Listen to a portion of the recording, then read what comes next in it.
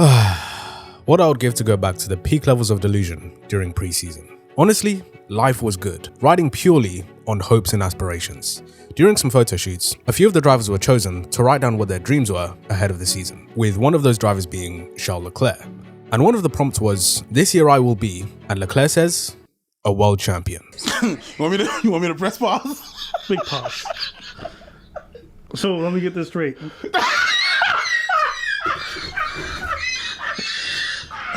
Charles right now is in the 5th stage of grief. Like, I've never seen a more accurate personification of the acceptor in my entire life. It's like this. It's part of motorsport. It's like this. It's like this. Unfortunately, it's like this. It's like this. So it's like this. Yeah. The entirety of Charles' salary must go to his therapist at this point, given how much he's been put through. It feels like he's a victim of Stockholm Syndrome. Not literally, of course, but in the way he's become emotionally tied to a team that keeps hurting his career. He's been trapped in this cycle of heartbreak and then forgiveness for years. That kind of loyalty is rare, and it can also be pretty powerful. But at this point, for Charles, it's becoming unfavorable.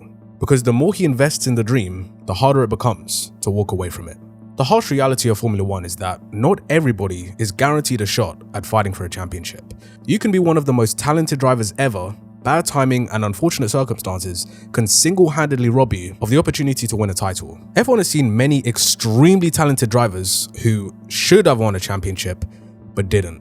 Jean Alesi, Robert Kubica, Ronnie Peterson, Jackie Ickx, and Sir Stirling Moss arguably being the best to never do it. Another legendary driver who should have been champion is Gilles Villeneuve, a man whose Formula 1 career was tragically cut short before he ever had the chance to fulfill his full potential. Now, I personally didn't have the privilege of witnessing the brilliance of Villeneuve race live. However, I'm going to quote a prominent journalist from the time to explain just how incredible he was. Enzo was always drawn to 100% races, even if they had their faults. Gilles knew only one setting, flat out, and that adhered him to Ferrari more than anything else. He was a cooperative and pleasant man who wore his heart on his sleeve. Fans adored him, not just for his speed, but for his fearlessness, his charisma, and the way he bled Ferrari red. In many ways, Charles Leclerc is his spiritual successor. Just like Gilles, Charles is blisteringly fast, emotionally raw, and deeply connected to Ferrari on a personal level. He races not just to win, but to honor the prancing horse. And just like Gilles, he's become a symbol of hope for the Tifosi, a driver whose story feels destined for greatness, even as that destiny continues to be delayed. Ferrari is the team with more history, more fans, and more passion than any other. And yet, for almost 2 decades now, it feels like that passion has been burning in all the wrong places. This is an organization constantly at war with itself. A place where politics, ego, and instability have overshadowed performance. The endless reshuffling of team principles, the confusing strategic decisions, the moments when it just looks like no one knows who's really in charge. And caught in the middle of all of this chaos is one of the most talented drivers of this generation. We often talk about generational talents in Formula 1, drivers who burst onto the scene and immediately take the sport by storm. A few examples off the top of my head: Michael Schumacher, Lewis Hamilton, Max Verstappen. The obvious ones, right? The ones who not only dominate an era, but define it. Especially with Lewis and Max, who are currently still active and rewriting the history books. Most people will only truly realize just how special they are once they retire from the sport. But what about those drivers whose talent doesn't reflect their achievements? Can they also be considered generational talents?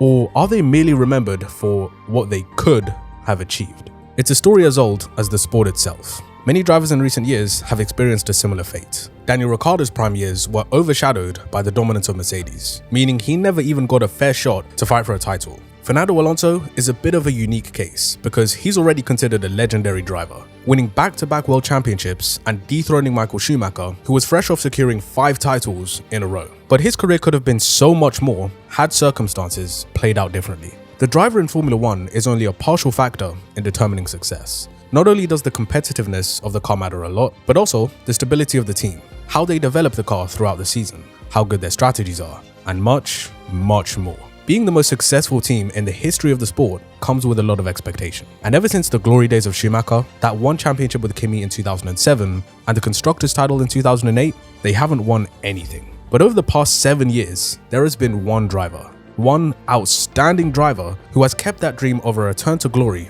alive. If there's anyone that should bring back a championship to Maranello, it's Charles Leclerc. Sebastian Vettel, during his farewell tour in 2020, wrote this to his former teammate. To Charles, you are the most talented driver I've come across in 15 years in F1. Don't waste it. I hope that message was directed at Ferrari, but clearly they haven't listened to him. Charles Leclerc has easily been one of the best drivers this season. However, once again, the performance of the car isn't up to par with his talent. So far, he's scored 3 podiums. The first one coming in Saudi, where he typically goes extremely well. During that weekend, he went in a more extreme direction with setup that made the SF25, quote, more loose at the rear. It enabled him to extract more from the car that has generally lacked pace compared to its competitors. Then the second one came in Monaco, his best weekend of the season so far. He came tantalizingly close to putting it on pole, but Norris snatched it away right at the last gasp. Nonetheless, to even be that high up in the first place was mightily impressive, although it shouldn't really come as a surprise. History has shown just how incredible he is around the streets of Monte Carlo. And finally, the podium in Spain was great. A bit like Jeddah, it was more circumstantial since other drivers fumbled the bag. However, he was there to pick up the pieces, which is all that matters. Honorable mentions include Bahrain and Japan, but apart from that, the car simply hasn't been quick enough for him to be able to make up the difference. It's crazy to think that just last year, he was driving his heart out, storming from P19 to P3 in Abu Dhabi, hoping that it would be enough to win the Constructors' Championship. But fast forward to the present day, they're now almost 200 points away from the reigning champions, McLaren. It's a sad reality, but one Leclerc has just come to expect at this point. And let me just clarify by saying, 2024 was by no means perfect. Between Canada and Silverstone, his luck just went down the drain. Engine issues in Montreal, a failed upgrade in Spain that brought back porpoising. Those issues then continued at the British Grand Prix, where Charles was testing many unconventional setups all weekend in an attempt to find the root cause of their issues. Then in the race, these guys made him drive multiple laps with intermediate tires on a dry track, while his race engineer kept gaslighting him into thinking they made the right decision. Yeah, so Charles, the rain is coming this lap. Actually, no, wait. It's coming next lap. You know what? My bad. It's coming the lap after. Okay, I promise you, this time, just one more lap until the rain arrives. Then we will be faster than everyone. And not to mention Austria, when he was taken out on lap 1. However, apart from that brief period of bad results, he was nearly flawless. Prior to Canada, he was consistently scoring podiums before his emotional breakthrough win in Monaco. And post Silverstone, he was genuinely unreal, managing his tyres to perfection to claim victory in Monza. He was also phenomenal in the next race in Baku. Just a shame that McLaren's mini DRS meant he could barely close on Piastri despite having DRS. Texas was another masterclass from him. And even those races where he didn't win that went extremely under the radar, like Hungary, Zandvoort and Belgium, those were some miraculous drives, given Ferrari still hadn't finished the big upgrade package that eventually came in Monza. His drive in Abu Dhabi was one worthy of a champion. He was extremely gutted to have missed out, but the hope was that momentum would carry over into 2025. But for a long list of reasons, which we're going to delve into in a separate video, they haven't lived up to expectations. Year upon year, Ferrari continued to let him down. Now I will say that nobody is entitled to a good car in this sport. You just get what you get, and do the best with the machinery you've been given. Nevertheless, it's still incredibly frustrating watching Leclerc perform literal miracles at times, but not being rewarded for it. And I know, there are highly talented drivers who've had it way worse, most notably Fernando Alonso. But at least his name will forever be etched into the history books as a double world champion, even though his skill level warranted a lot more. On the other hand, Charles is yet to be given a fair shot at fighting for the title. The 2022 season is the closest Leclerc has been to experiencing a title fight in F1. And even then, you can't even really call it a title fight. In fact, that year is arguably the biggest piece of evidence for Ferrari wasting his talent. He started out in style, winning the Bahrain Grand Prix. Those wheel-to-wheel battles with Max really made this win even more significant.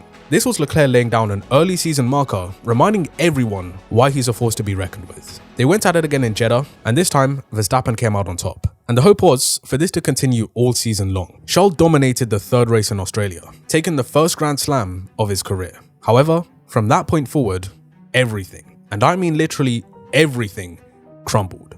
Leclerc would go on to have one of the unluckiest streaks I've ever seen a driver experience live. Prime Ferrari incompetence. Every time I thought things couldn't get worse for him, somehow they did. Race after race, this guy was having problems, from poor reliability costing him wins in both Spain and Baku, and as a result of that Baku failure, he was forced to start from the back of the grid in Canada, preventing him from even challenging for the win in the first place. Then, there were the strategic blunders. Throwing away an easy win in Monaco because the pit wall couldn't read a radar nor communicate to save their life. Then there was Silverstone, with Ferrari only pitting Sainz for new tyres under the safety car, leaving Charles out there on an old set of hard tyres. Despite being understandably upset, he still fought tooth and nail for every position. But it was inevitable that the drivers around him on fresher and softer tyres would get past. Also, that day was a rare opportunity for Ferrari to do real damage to Max's championship lead, since he sustained damage earlier in the race. And seeing Mattia Binotto wagging his finger at Charles after the race, it genuinely felt like this team were actively working against him. How can you put him through all that and then say, yeah, so I know you're mad and all, and it was us that triggered it, but don't you dare make us look bad, because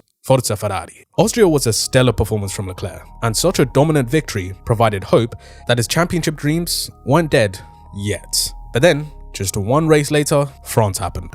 Charles himself put his hands up and took accountability for the mistake. However, Ferrari once again had a part to play. Red Bull put them under pressure by pitting early to undercut. So the Ferrari strategists decided to leave their driver out as long as possible to gain a bigger tyre offset. And in the process, they want Charles to still push as close to flat out as possible, which to me was asking too much. This guy was already struggling since DEG was very high due to the temperatures. So even one small veer offline could have catastrophic consequences. And sadly for him, that's exactly how things played out. From there, he never really recovered. Ferrari trolled a few more times by putting him on hards in Hungary, inters on a dry track in Sao Paulo. In addition to that, they had to turn down their engines because of how unreliable they were. And the nail in the coffin, TD39.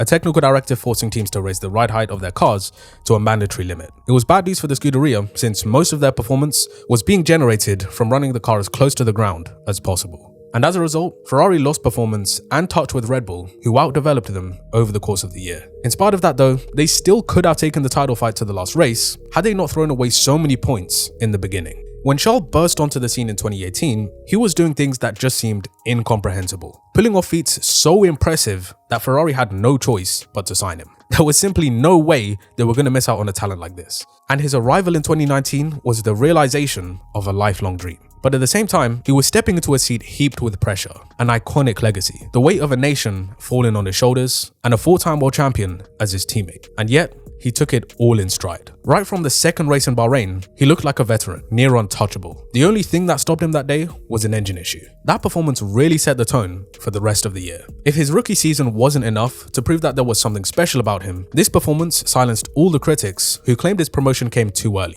He wasn't there to play second fiddle to his teammate, he was there to make Ferrari his team. 2019 was the year he won over the hearts of the Tifosi, not just through his relentless speed and fearless nature, but more so his triumph in the face of adversity. The emotional toll of that weekend in Spa is something that not many people can fully appreciate. Most wouldn't have the mental fortitude to even step in the car, let alone deliver a race win, and then making it back-to-back victories in Monza. With 2 silver arrows breathing down his neck, he didn't crack. He held on like his life depended on it. And when he crossed the line, well, you could hear the Tifosi. That was the moment. That was when Ferrari fans worldwide realized that this kid is the future.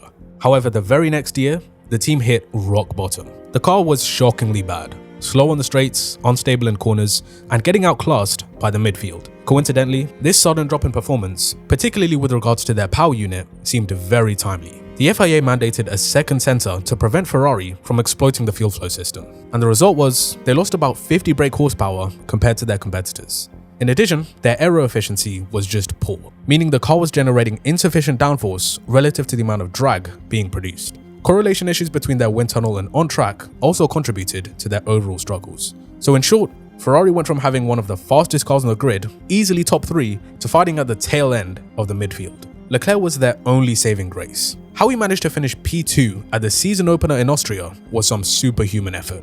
And the crazy thing is, I don't even think that was his best drive of the year. The back-to-back races at Silverstone, he was on another level. Portimao, another vintage performance. Masterclass in tyre management. It was during this season that Leclerc entered the category of the elites, elevating his racecraft to the levels of Lewis and Max. One could say he was overperforming in a car that shouldn't have achieved such great results. Because while Ferrari were falling apart behind the scenes, Charles kept extracting more than most thought was even possible. So far, it's been a tumultuous journey. His loyalty to Ferrari is a double-edged sword, and there's more to it than just passion. This is about fulfilling destiny, living out the dream that was set out for his godfather, Gilles Bianchi, who, tragically, never got the chance to experience. He also races in memory of his father, who gave everything to support his career before passing in 2017, and Antoine Hubert, his close friend, who lost his life in Spa just a day before his maiden Grand Prix victory. He romanticizes Ferrari, and he still believes that one day he'll be the one to bring Ferrari back to the top. that the years of pain will be worth it.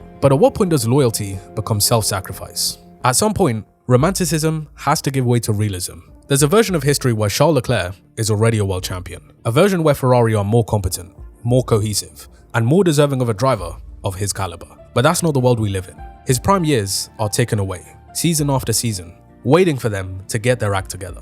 Nowadays, drivers do tend to have extended peaks into their early and mid-30s. However, that's not guaranteed. So, where does he go from here? Does he stay and continue to hope that things will change? Or does he take his talents elsewhere? And if it's the latter, then where does he even go?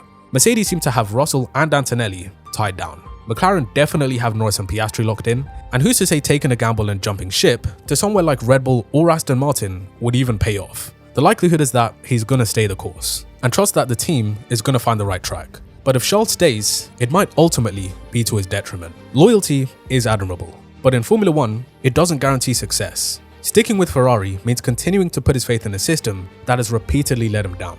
And the longer he waits, the fewer the doors that will remain open. I hope you all enjoyed. Let me know what you think about Leclerc's situation down in the comment section below. Please like, share, and subscribe to the channel if you're new to get my latest videos in the future. And as always, I'll see you in the next one.